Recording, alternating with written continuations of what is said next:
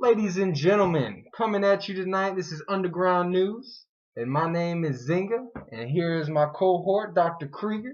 Guten Abend. Yeah, how you guys doing today? We're going to go ahead and cut you guys in on a little information about texting and driving, and the have and have-nots of doing so.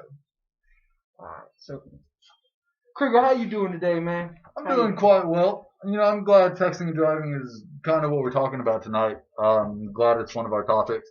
On my way to the studio tonight, sitting at a stoplight behind a gentleman, turns from red to green. So, we're sitting there, Okay. 10 seconds, 20 seconds, Uh-oh, time flying by. 30 seconds, and I'm like, man, what is this dude doing? He can't be paying attention. Did he die? There's Did he die? cardiac arrest? At the red light, did he die? No. I have no idea. So, I swerve around the gentleman, Mm-hmm. and as I See do, what's going on, trying to be a productive member of society, make sure he's okay. Yeah, I hear you. So, I kind of creep on him. I'm looking through his window, and he's looking straight down into his lap, ladies and gentlemen. Looking right down. Dang. What's he doing? He was texting. Texting. Sitting there texting at a stoplight. Now, I understand you got a little bit of time at a red light, but is that time worth someone plowing into you? Because they might not be paying attention either. They also might be texting. That's it. So, well, Kriegs, let me go ahead and tell you, man, there are 3 types of distracted driving when you're operating a vehicle. The first one, that is your visual distraction. That's taking your eyes off the road when you should be having your eyes on the road. All right. The second type of distraction is manual. That's where you take these manos off the wheel. You can't be doing that. The third type is your cognitive recognition. Now that is when you ain't thinking about what you're doing, which is supposed to be driving. I wonder what she's doing tonight. I'm going to text her that. Now, texting falls into all 3 categories. All of them. Every single one. That's crazy. So it can't be healthy for you. It can't. But, I never thought of it like that. I guess when you're looking down, you're definitely not paying attention to driving. And, when you're texting, at least one hand is off the wheel. You might be one of those slabbed cool guys that can drive with their knee and do all this junk.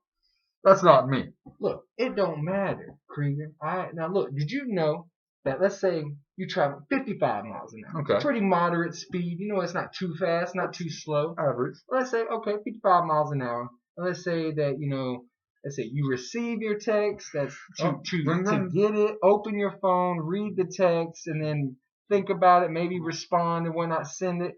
5 seconds on average.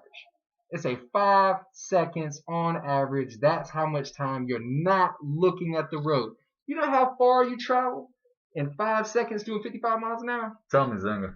100 yards, people. 100 yards. That is a football field length of road that you have no idea where you're at, what you're doing, who's in the way. And I mean, it's absolutely absurd. Absurd that small amount of time you go that far. That's craziness. Now, see. Did you know that in 2013, 3,154 people were killed and an estimated 424,000 others were injured in accidents directly involving distracted drivers? Now, as we just discussed, texting falls into all 3 categories. All 3 categories. That's crazy. That's crazy. Well, you know what? There is some good things. There is some good things that show some light on what's going on.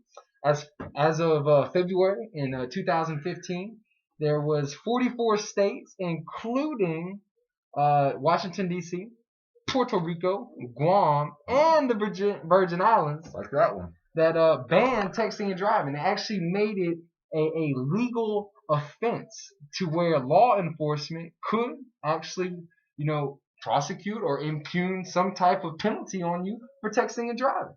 Which, hey, I'm all for it. I don't text and drive. Neither should you. Absolutely. And I think that if you do and a cop catches you, it's the same thing like if you break any other laws. You're going to get in trouble. Pick it. But, I was actually down in Australia hanging out with a buddy of mine. But they actually have devices down there that you can actually mount them to your dash.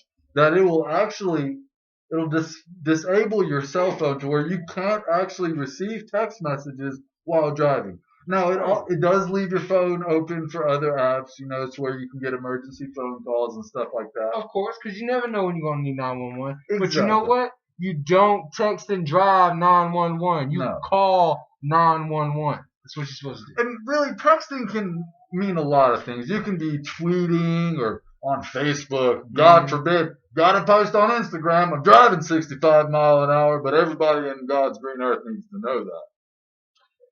It's wild that we come here, that the age range that we're trying to reach with this right now is anywhere from 16 to about 35 people. And that's a wide range of people who are texting and driving. These are people that are my age, his age, and these are people out there that drive on the same roads as myself and you and him. These are people that could possibly kill me, kill him, kill you. Okay? So we all need to come together and realize that texting and driving is not that important. Put the phones down. Anything that you can text right now, if it's that important, you can call them. And if it ain't that important, then you can wait until you get stationary and then text somebody. And that's the simple thing, baby. It ain't worth your life. It's not worth your lives, people. It ain't worth mine, that's for darn sure. Yeah. Because look, alright, non-texting and driving lives matter. Alright? That's plain and simple. My life matters.